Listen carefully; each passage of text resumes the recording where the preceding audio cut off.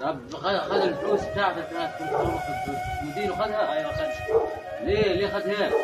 مش عارف ليه خدها. طب هات ده ايه ده اللي معاك ده؟ تليفون. طب هنكلم واحد دقيقة. ما معيش رصيد.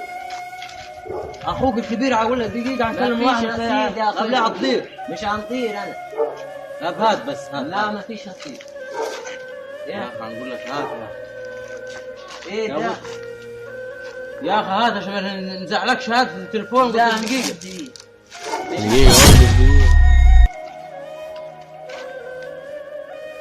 الو. ايوه ايه الاخبار؟ تمام. قاعد وين؟ وين قاعد عشان عايزك انا عشان معايا حاجه عايز نبيعها. الخرابه. باب جاهز البيت. تمام. سرحور.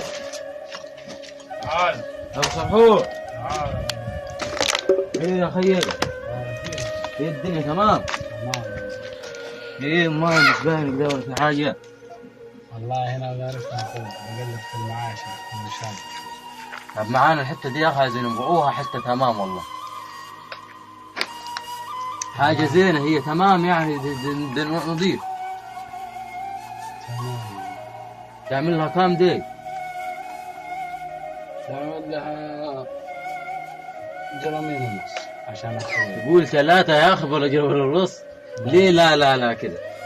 قول 3 يا رب. اقول لك ده عده نظيفه ليك ده شايفه ده من معاك ده.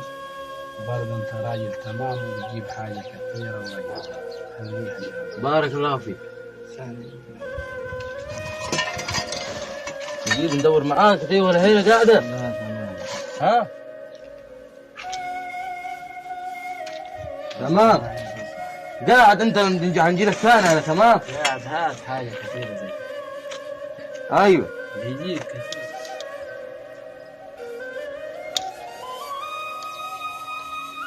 يا طارق.